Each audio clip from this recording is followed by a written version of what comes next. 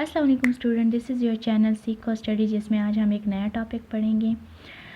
जो ये टॉपिक है ये मलेरिया से रिलेटेड है और ये हमारे जो चैप्टर है उसका सेकंड टॉपिक है, what is malaria. Dear student, शुरू करने से पहले अगर आप इस चैनल पर नए हैं तो इस चैनल को सब्सक्राइब करें और साथ ही बेल के आइकन को प्रेस करें ताकि हर नई आने वाली वीडियो का नोटिफिकेशन आपको वक्त पर मिल सके। इसके अलावा स्टूडेंट, अगर आपको बायो के हवाले से कोई भी प्रॉब्लम है तो आप उस टॉपिक को हमें कमेंट में सेंड कर सकते हैं, हम उसका सलूशन आपको दे देंगे वीडियो बनाकर। चलिए स्टूडेंट, स्टार्ट करते हैं। आज का जो हमारा टॉपिक है वो है व्हाट इज़ मलेरिया। शुरू करने से पहले हम कल के लेक्चर को थोड़ा सा रिकॉल कर लेते हैं। 5 मिनट ही जल्दी में हम उसे रिकॉल कर लेते हैं। कल जो हमने पढ़ा था वो था बायोलॉजिकल प्रॉब्लम्स। मलेरिया के साथ ही वो बायोलॉजिकल प्रॉब्लम रिलेट करता है कि जब बायो में बायोलॉजिकल प्रॉब्लम्स आती हैं तो बायोलॉजिस्ट कैसे उसे डील करते हैं। फर्स्ट ऑफ ऑल तो रिकॉग्निशन होती है, क्वेश्चनिंग अराइज होते हैं, क्वेश्चन आते हैं एंड देन फिर वो ऑब्ज़र्व करते हैं थ्रू 5 सेंसेस के थ्रू, उसमें ऑब्जर्वेशन कलेक्ट करते हैं एंड देन उसकी बेस पर फिर हाइपोथेसिस बनती है एंड देन हाइपोथेसिस पर फिर एक्सपेरिमेंट्स होते हैं एंड देन जो है एक्सपेरिमेंट है वो एक इम्पॉर्टेंट जो स्टेप होता है। इसके बाद फिर वो हाइपोथेसिस उस बिना पर या तो रिजेक्ट होती है या जो है उसे अप्रूव कर लिया जाता है या उसे सही ठहराया जाता है और फिर जो है आखिर में हमारे पास एक डेटा आता है और उसकी बेस पर जो है रिज़ल्ट बनता है। तो चलिए स्टूडेंट, आज हम ये जो है मलेरिया का टॉपिक स्टार्ट करते हैं जो कि बायोलॉजिकल प्रॉब्लम से रिलेटेड है कि जब 1000 ईयर्स पहले मलेरिया का केस हमारे पास आया तो बायोलॉजिस्ट ने कैसे उन्हें डील किया और किस तरह बायोलॉजिकल मेथड्स के थ्रू उसे सॉल्व किया। 1000 ईयर्स पहले स्टूडेंट, जब बायोलॉजी में ये मलेरिया का केस आया तो फर्स्ट ऑफ ऑल तो बायोलॉजिस्ट के माइंड में क्वेश्चन अराइज हुए एंड देन उसके बेस पर उन्होंने ऑब्जर्वेशन कलेक्ट करना स्टार्ट की। उसमें उन्होंने कुछ कॉमन ऑब्जर्वेशन देखी और ये ऑब्ज़र्व किया। फर्स्ट ऑफ ऑल तो उन्होंने ये ऑब्ज़र्व किया कि जो मलेरिया के पेशेंट्स होते हैं उनमें एक कॉमन जो ऑब्जर्वेशन उन्होंने देखी वो ये थी कि उनमें क्या होता है कि उनमें रिकरिंग चिल्स और फीवर होता है। बेसिकली जो चिल्स होता है वो शिवरिंग को कहते हैं। शिवरिंग एक इनवॉलेंट्री रिएक्शन होता है, यानी इनवॉलेंट्री रिएक्शन है बट इसमें वॉलेंट्री मसल्स यूज़ होते हैं। इनवॉलेंट्री रिएक्शन वो होता है जो आपके इख्तियार में नहीं होता, बस वो खुद ब खुद होता रहता है। और वॉलेंट्री मसल्स यूज़ होते हैं, यानी वो वाले मसल्स जिससे आप काम अपने पसंद के मुताबिक करते हैं। हाथ पाँव हिलाते हैं तो अपने पसंद के मुताबिक हाथ पाँव हिलाते हैं, तो ये वॉलेंट्री मसल्स हो गए। ये उसमें इनवॉलेंट्री रिएक्शन में इन्वॉल्व होता है। क्यों इन्वॉल्व होता है कि जब हमारी बॉडी कोल्ड जो है वो महसूस करती है तो हीट प्रोड्यूस करने के लिए शिवरिंग होती है। तो मलेरिया के जो पेशेंट थे उनमें एक तो बार बार उनमें ये शिवरिंग की जो सिम्टम थे वो था और दूसरा फीवर होने होता था। एक ये ऑब्ज़र्वेशन थी। सेकंड ऑब्ज़र्वेशन क्या थी कि वो लोग जो कि लो मार्शी एरियाज़ में रहते हैं उनमें ये जो मलेरिया का जो डिज़ीज़ था वो उनमें कॉमन था, यानी मार्शी एरियाज़ में रहने वाले लोग मलेरिया से इन्फेक्ट होते थे। थर्ड जो हमारे पास ऑब्ज़र्वेशन आई वो ये थी कि वहाँ पे जो रहने वाले, यानी उन माशी एरियाज़ में, उन दलदली एरिया में या उन नहर के जो एरियाज़ होते हैं जिनमें गंदा पानी आता है, या आजकल अगर देख ले तो जो गटर के साथ जो होते हैं तो वहाँ पर गंदगी ज़्यादा होती है। यानी इस तरह के जो माशी एरियाज़ थे वहाँ पर जो वॉलंटियर्स थे वो उस पानी को पीते भी थे यानी एक तो उन्होंने क्या किया कि ये ऑब्जर्वेशन देखी कि जो माशी एरियाज़ के लोग हैं उनमें मलेरिया क्या होता है, कॉमन होता है। दूसरा उन्होंने ये ऑब्ज़र्व किया कि जो वहाँ पर रहने वाले जो वॉलंटियर यानी वहाँ के जो लोग हैं, वो वॉलंटियर जो काम करते हैं, वो उस पानी को पीते भी हैं लेकिन उन्हें मलेरिया नहीं होता। उस पानी को, मार्शी एरिया के पानी को पीते भी है बट उन्हें मलेरिया नहीं होता। तो तब उन्होंने एक और ऑब्ज़र्वेशन दी, वो ये थी कि उन्होंने कहा कि जो यहाँ पर खड़ा हुआ पानी होता है वो क्या करता है कि एयर के साथ कुछ रिएक्शन कर लेता है और इस तरह एक बेड एयर आती है, उसको लोग इनहेल करते हैं एंड देन फिर उन्हें मलेरिया हो जाती है। और यहाँ पर ही इस मलेरिया का जो नेम है वो डिराइव्ड हुआ था। मलेरिया बेसिकली एक इटालियन वर्ड है। माला मीन्स बैड यानी बुरी एंड एरिया मीन्स एयर यानी बुरी हवा की वजह से ये मलेरिया जो है वो होती है। उन्होंने ये एक ऑब्जर्वेशन दिया बट इससे ये कहीं भी साबित नहीं हो रहा था कि वाकई जो मलेरिया है वो इन ऑब्जर्वेशन को सही रखकर इनसे ही होता है। कहीं से भी ये प्रूफ सही नहीं मिल रहा था। अब इसी ऑब्जर्वेशन की बिना पर फिर बाद में उन्होंने हाइपोथेसिस दी जिस पर एक्सपेरिमेंट हुआ। फिर कुछ सालों बाद एक साइंटिस्ट आया, फ्रेंच फिजिशियन लेवरन नाम था उसका, फ्रेंच फिजिशियन लेवरन नाम था उनका। उन्होंने जो है मलेरिया के पेशेंट के ब्लड में प्लाज्मोडियम को देखा। यानी मलेरिया का जो पेशेंट थे, क्योंकि उस वक्त तक माइक्रोस्कोपिक के थ्रू ये साबित हो चुका था कि कुछ ऐसे डिजीज़ होते हैं जो कि माइक्रो ऑर्गेनिजम्स जो छोटे छोटे हमारे पास खुद भी नहीं जो जानदार होते हैं वो उसको कॉज करते हैं। तो फ्रेंच फिजिशियन ने माइक्रोस्कोप में देखा कि जो मलेरिया के पेशेंट हैं उनमें प्लाज्मोडियम होता है। उन्होंने ये देखा कि एक माइक्रोऑर्गेनिज्म होता है जिसको बाद में उन्होंने प्लाज्मोडियम का नाम दे दिया। उन्होंने देखा कि मलेरिया का जो पेशेंट है उसमें एक माइक्रो ऑर्गेनिज्म है जो कि उस मलेरिया को कॉज करता है और बाद में उन्होंने इस माइक्रो ऑर्गेनिज्म को क्या नाम दिया, प्लाज्मोडियम का नाम दिया। और यहाँ पर ये कह दिया गया कि मलेरिया जो है वो किस वजह से होता है, प्लाज्मोडियम की वजह से। यानी प्लाज्मोडियम बेसिकली क्या है, Plasmodium is the cause of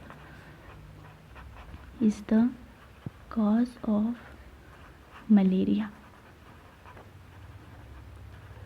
Plasmodium is the cause of malaria. यहाँ पर इन्होंने ये ऑब्जर्वेशन, ये एक तरह से हाइपोथेसिस दे दी। बाद में इसी हाइपोथेसिस पे एक्सपेरिमेंट की गई। ये एक हाइपोथेसिस उन्होंने दे दी, बाद के साइंटिस्ट ने इसी हाइपोथेसिस पे जो है काम किया। उन्होंने क्या किया कि उन्होंने इसको एज अ हाइपोथेसिस लेकर इस पर एक्सपेरिमेंट किया। उन्होंने कहा अगर मलेरिया जो है वो प्लाज्मोडियम की वजह से होता है तो जितने भी मलेरिया के पेशेंट हैं उनमें प्लाज्मोडियम मस्ट प्रेजेंट होगा।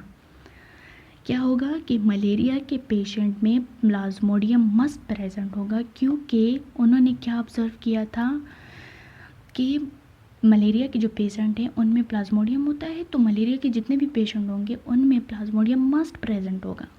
इस पर उन्होंने एक्सपेरिमेंट किया और एक्सपेरिमेंट में क्या किया कि 100 ऐसे पेशेंट्स लिए या ऐसे लोग लिए जिन्हें मलेरिया हो चुका था, ठीक है, और 100 ऐसे लोग लिए जिन्हें मलेरिया नहीं था।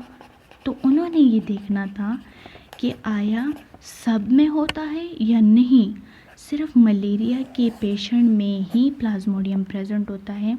उन्होंने क्या किया कि दोनों के जो ब्लड सैंपल्स थे उनको देखा माइक्रोस्कोप में, और उसमें देखा कि जो मलेरिया के पेशेंट हैं उनमें प्लाज्मोडियम प्रेजेंट है, जबकि जो हेल्दी पर्सन है उनमें प्लाज्मोडियम प्रेजेंट नहीं है। यहाँ से ये प्रूव हो गया कि प्लाज्मोडियम ही मलेरिया को कॉज करता है। Plasmodium is the cause of malaria, is a cause of malaria. यहाँ पर इन्होंने ये प्रूव कर दिया।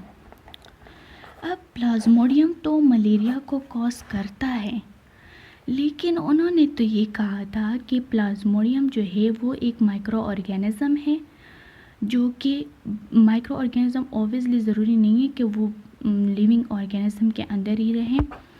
तो उन्होंने कहा ये तो एक माइक्रो ऑर्गेनिज़म है, हेल्दी पर्सन के ब्लड में नहीं है, सिर्फ इन्फेक्टेड जो लोग हैं मलेरिया के उनमें ही प्लाज्मोडियम पाया जाता है। तो उनके जहन में ये क्वेश्चन अराइज हुआ कि प्लाज्मोडियम आता कहाँ से है। अगर प्लाज्मोडियम ही कॉज है तो प्लाज्मोडियम तो फिर तो चाहिए था कि अगर ये प्लाज्मोडियम फॉर एग्जांपल अगर लिविंग बॉडी में या ब्लड में होता है तो फिर तो चाहिए था कि सबके ब्लड में प्लाज्मोडियम प्रेजेंट हो। बट जो इन्फेक्टेड लोग थे उनमें प्लाज्मोडियम प्रेजेंट था, वाइल जो सही जो पेशेंट थे जिनमें मलेरिया नहीं था उनमें प्लाज्मोडियम प्रेजेंट नहीं था। तो उन्होंने कहा कि ये प्लाज्मोडियम आखिर आता कहाँ से है। फिर क्या किया उन्होंने कि ऑन द बेसिस ऑफ जो पिछली ऑब्जर्वेशन थी, जो 2 ऑब्जर्वेशन थी, वो ये थी कि उन्होंने क्या ऑब्ज़र्व किया था कि जो मलेरिया के पेशेंट होते हैं यानी वो मार्शी एरियाज़ में रहते हैं, मार्शी एरियाज़ में वो रहते हैं, मलेरिया के पेशेंट मार्शी एरियाज़ में रहते हैं।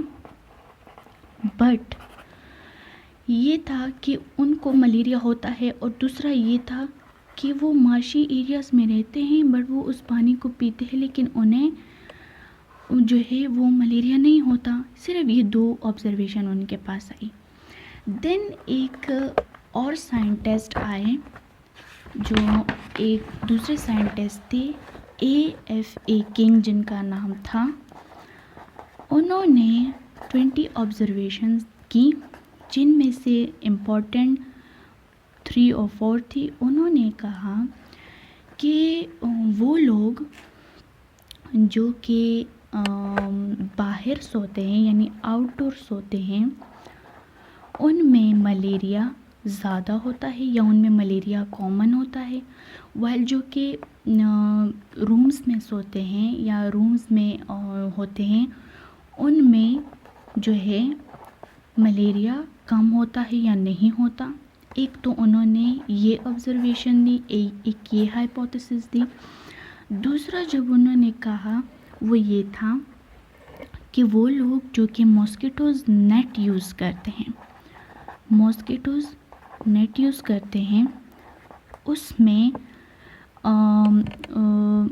जो हमारे पास मलेरिया होता है वो नहीं होता या कम होता है, वाइल जो कि मॉस्किटोज़ नेट नहीं यूज़ करते उनमें मलेरिया होता है। जो यूज़ करते हैं उनमें मलेरिया नहीं होता, जो यूज़ नहीं करते उनमें मलेरिया होता है। सेकंड जो ऑब्जर्वेशन थी वो ये थी। थर्ड जो ऑब्जर्वेशन थी वो ये थी कि वो लोग जो स्मोकी एरियाज़ में रहते हैं या स्मोक के पास रहते हैं उनमें मलेरिया नहीं होता। एंड ये जो तीनों ऑब्जर्वेशंस थी वो किस से रिलेट करती थी? मॉस्किटो से रिलेट करती थी। तो उन्होंने क्या हाइपोथेसिस दिया कि जो प्लाज्मोडियम का कॉज है वो हमारे पास क्या है? मॉस्किटोज़ ही हैं। उन्होंने कहा कि मॉस्किटोज़ ट्रांसमिट प्लाज्मोडियम। उन्होंने ये कहा। फिर उन्होंने कहा अगर प्लाज्मोडियम जो है वो मॉस्किटो से ही कॉज होता है तो जितने भी लोग प्लाज्मोडियम होगा, तो जितने भी जो उनके पास उनके ब्लड में प्लाज्मोडियम आया होगा वो सारा जो है वो मॉस्किटोस की वजह से ही आया होगा। यहाँ पर उन्होंने इसको एज अ हाइपोथेसिस लिया। फिर उसके बाद जो है एक और साइंटिस्ट आया, रोज, उसने इस पर काम किया। उसने क्या किया कि एनोफिलिस जो कि एक मॉस्किटो है, एक इन्फेक्टेड जो एनोफिलिस था जो कि एक मॉस्किटो था इन्फेक्टेड, यानी इसके अंदर क्या था, प्लाज्मोडियम प्रेजेंट था, क्योंकि Plasmodium is the cause of malaria और मॉस्किटोज़ जो है वो मलेरिया को कॉज करते हैं, तो प्लाज्मोडियम ज़रूर उस मॉस्किटो में प्रेजेंट होगा। तो उन्होंने क्या किया कि एक इन्फेक्टेड जो मॉस्किटो था वो लिया जिसमें प्लाज्मोडियम प्रेजेंट था और उससे बाइट किया एक हेल्दी पर्सन को बाइट किया। जब उन्होंने हेल्दी पर्सन को बाइट किया तो ऑब्वियसली क्या है कि अगर एनोफिलिस में प्लाज्मोडियम प्रेजेंट है तो वो अगर एक हेल्दी पर्सन को बाइट करेगा तो उसमें भी प्लाज्मोडियम आ जाएगा। फिर जब उसने इसके ब्लड को चेक किया तो उसने देखा कि इसके ब्लड में प्लाज्मोडियम प्रेजेंट है। फिर उन्होंने क्या किया कि उन्होंने एक इन्फेक्टेड जिनको मलेरिया हो चुका था ऐसे पर्सन को लिया और उससे एक हेल्दी एनोफिलिस को, यानी उससे एक इन्फेक्टेड पर्सन को लिया, और उससे इन्फेक्टेड पर्सन को लिया जिनके अंदर प्लाज्मोडियम प्रेजेंट था, उससे एक हेल्दी एनोफिलिस को बाइट किया, यानी जो इन्फेक्टेड पर्सन का जो ब्लड था वो उस एनोफिलिस के में चला गया। तो जब उन्होंने उस एनोफिलिस को जो है किल किया और उसके ब्लड को माइक्रोस्कोप में देखा तो उसमें भी प्लाज्मोडियम था। फिर उन्होंने क्या किया कि डायरेक्ट उन्होंने ह्यूमन बीइंग पे इसको टेस्ट नहीं किया। उन्होंने क्या किया कि क्यूलिक्स मॉस्किटोस थे जिनमें प्लाज्मोडियम प्रेजेंट था, उससे हेल्दी स्पैरोस को जो है वो बाइट करवाया। तो उसमें देखा गया कि जो हेल्दी स्पैरोस थे उनके ब्लड में प्लाज्मोडियम था। फिर इस तरह जो है उन्होंने एट द लास्ट फिर जो है ह्यूमन बींग्स पे किया। फिर इस तरह ये किया कि जो इन्फेक्टेड स्पैरोस थे उनसे जो सही क्यूलिक्स मॉस्किटो थे उसको बाइट किया, तो फिर क्यूलिक्स मॉस्किटो के ब्लड में वो प्लाज्मोडियम आ गया। और फिर जब उनको किल किया फिर माइक्रोस्कोप के ज़रिए देखा तो उसमें भी प्लाज्मोडियम था। यहाँ से प्रूव हो गया कि वाकई जो मॉस्किटो था वो क्या करता था, उसमें प्लाज्मोडियम होता था और वो प्लाज्मोडियम कहाँ जाता था, उस पर्सन के ब्लड में जाता था। फिर उन्होंने एक्सपेरिमेंट किया ह्यूमन बींग्स पे, एक्सपेरिमेंट आया ह्यूमन बींग्स पे उन्होंने एक्सपेरिमेंट किया। उन्होंने क्या किया कि एक एनोफिलिस को लिया जो कि इन्फेक्टेड था, उसमें प्लाज्मोडियम था, और उससे एक हेल्दी पर्सन को बाइट किया।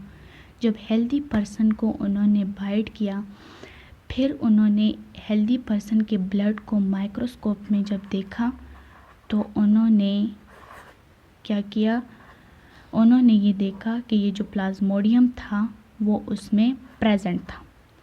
तो यहाँ पर प्रूव हो गया कि जो एनोफिलिस है, जो हमारे पास मॉस्किटोज़ हैं, वो ही क्या हैं, वो कैरियर ऑफ प्लाज्मोडियम है। तो मतलब अगर वो किसी पर्सन को बाइट करेंगे तो उसे मस्ट क्या होगा, मलेरिया होगा। That is the last step जब उन्होंने इस पे एक्सपेरिमेंट किया और यहाँ से प्रूव हुआ कि प्लाज्मोडियम क्या है, मलेरिया को कॉज करता है, और प्लाज्मोडियम प्रेजेंट कहाँ होता है? मॉस्किटोज़ में होता है। तो जब मॉस्किटोज़ में ये होता है तो मॉस्किटो जब